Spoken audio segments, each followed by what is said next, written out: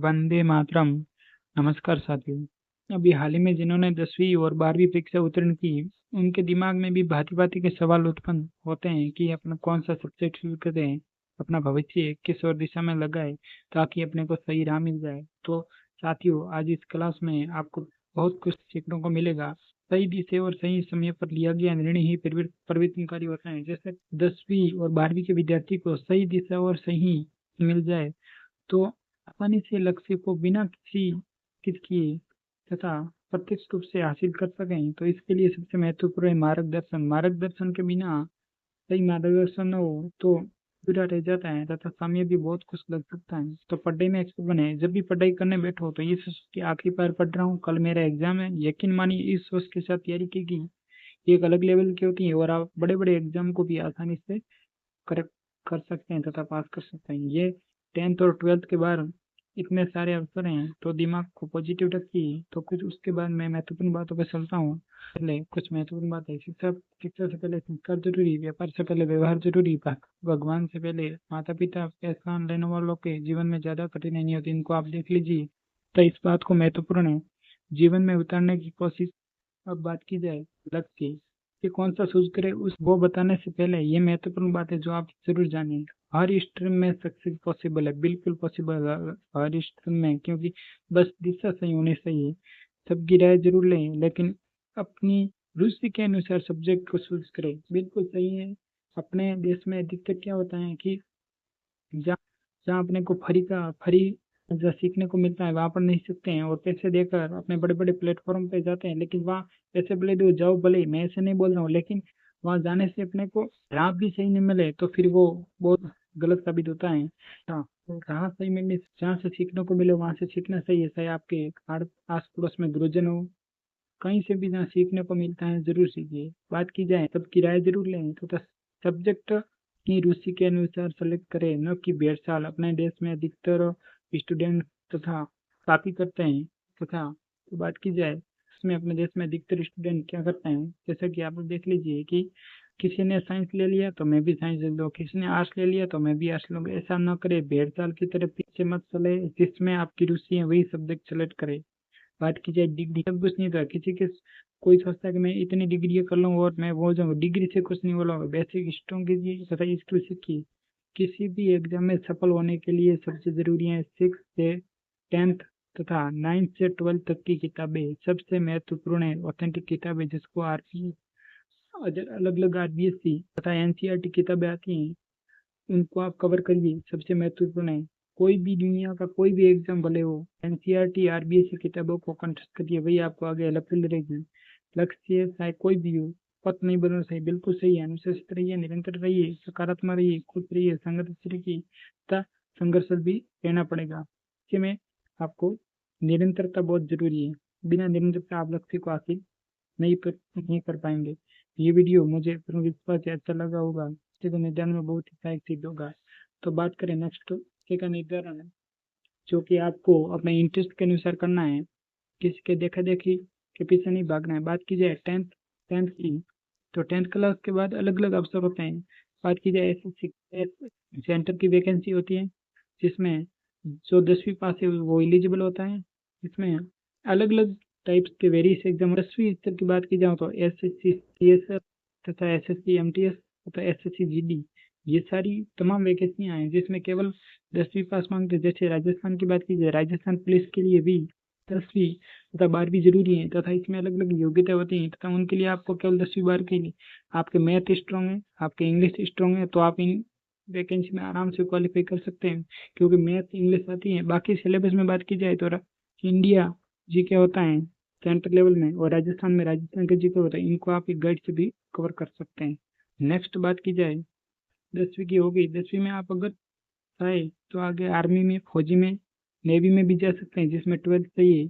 तो उसमें अलग अलग क्वालिफिकेशन, साइंस में जैसे बायोलॉजी होती है, वाई ग्रुप में, एयरफोर्स में, अलग अलग जगह में आप जा सकते हैं। बात की जाए सब्जेक्ट चूज करने, जिन्होंने भी 12वीं की है उनके लिए सब्जेक्ट चूज करना बहुत ही डिफिकल्ट तथा होता है। तो उनके लिए जरूरी सलाह रहेगी कि आप हमेशा ध्यान रखें कि आप 12वीं के बाद, सॉरी, आप 10वीं के बाद आर्ट्स, कॉमर्स ले सकते हैं। आर्ट्स की बात की जाए तो इसमें आप टीचर बन सकते हैं, बीएड करके, एमए करके टीचर बन सकते हैं। साथ में सिविल सर्विसेज की तैयारी कर सकते हैं। कॉमर्स की बात की जाए तो आप बीकॉम कर सकते हैं, इसमें टीचर बन सकते हैं तथा इसमें आप अलग अलग बिजनेस कोर्स भी कर सकते हैं। बात की जाए साइंस की तो साइंस में आप नीट की तैयारी कर सकते हैं। सबसे महत्वपूर्ण प्रोफेशन जो है नीट, डॉक्टर बन सकते हैं, जिसको सपना डॉक्टर का है, जो कि साइंस लेकर साइंस में बायोलॉजी लेनी पड़ेगी, पीसीबी।